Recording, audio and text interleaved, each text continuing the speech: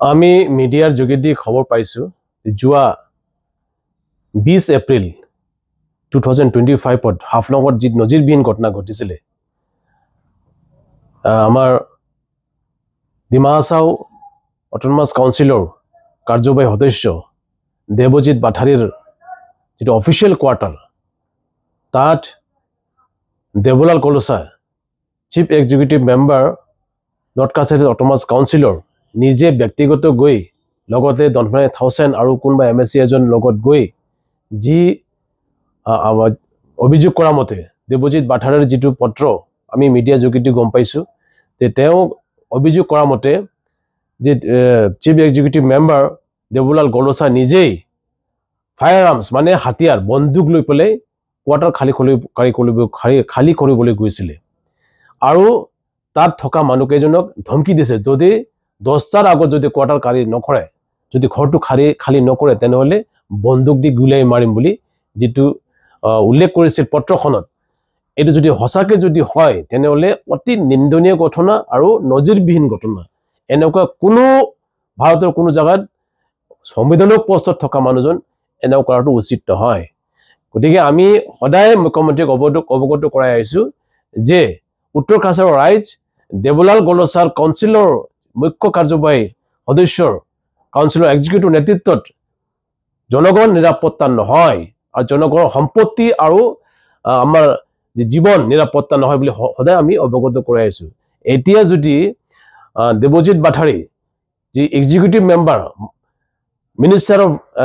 of state rank অসমৰ এজন minister rank তেওঁ যদি নিৰাপত্তা নাই তেনেহলে সাধাৰণ জনতা নিৰাপত্তাটো কেনেকুৱা হ'ব এটো মানে আমি ভাবিলে ভয় কৰা কথা এটো গতিকে আমি মুখ্যমন্ত্ৰী ডক্টৰ হিমন্ত বিশ্ব শৰ্মা ডাঙৰীয়া আৰু অসম চৰকাৰ আৰু ডিস্ট্ৰিক্টৰ জিলাৰ ল এণ্ড অৰ্ডাৰ অথৰিটিক আমি অনুৰোধ কৰিছো আমি এপিল কৰিছো যে এই ঘটনাটো তদন্ত কৰিব লাগে এই বন্দুকটো কৰ পৰা আহিছে আৰু বন্দুকটো লাইসেন্স আছে না নাই আৰু লাইসেন্স যদি নাই তেনেহলে ইলিগেল আৰ্মছ পজিশন যেটো এক্ট ইলিগেল আৰ্মছ এক্ট 1959 ৰ অধীনত আৰু আমাৰ আইপিসি 153 এ এটোৰ অধীনত আৰ্মছটো যেটো আৰ্মছ লৈ গৈছিলে আৰ্মছটো অতি উনকালে সিজ কৰিব লাগে আৰু আইপিসি সেকশনৰ যেটো ধাৰাত এটো শাস্তি ব্যৱস্থা আছে এই শাস্তি ব্যৱস্থা ল'ব লাগে দেৱলাল কলোচাক অতি উনকালে ভাৰতৰ আটাইতকৈ পুৰণা শিডিউল কাউন্সিল আটাইতকৈ ষষ্ঠ অনুসূচিত কাউন্সিল পৰিষদ আটাইতকৈ পুৰণা তাৰ পবিত্ৰ যেটো চকী এই চকীখন যে তেওঁ যে বেয়া কৰিছে এই চকীখন যে উলংঘা কৰিছে চকীখন যে মৰ্যাদা যে ইহঁতে হেৰুৱাইছে এইটোৰ ওপৰত আমি অতি উনকালে এই এনেকুৱা ব্যক্তিক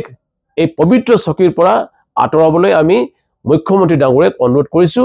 আৰু বিজেপি যেটো দল অতি মানে ডিসিপ্লিন থকা দল আৰু ডিসিপ্লিন মেইনটেইন কৰা দল গতিকে এই বিজেপি পাৰ্টিৰ ওপৰত আমি অনুৰোধ বিজেপিৰ নেতৃত্ব ষ্টেটৰ নেতৃত্বৰ অনুৰোধ যে অতি উনকালে ব্যৱস্থা ল'ব লাগে নহলে ইয়াত জনগণৰ নিৰাপত্তাহীনত আমি ভুগি আছো জনগণৰ নিৰাপত্তা সম্পত্তি আৰু জীৱনৰ নিৰাপত্তাৰ কাৰণে অতি উনকালে দেৱলাল কলোচাক এই পবিত্ৰ পোষ্টৰ পৰা চিফ এক্সিকিউটিভ মেম্বাৰৰ পৰা তাক অপহৰণ কৰিব লাগে আমাৰ এটোই দাবী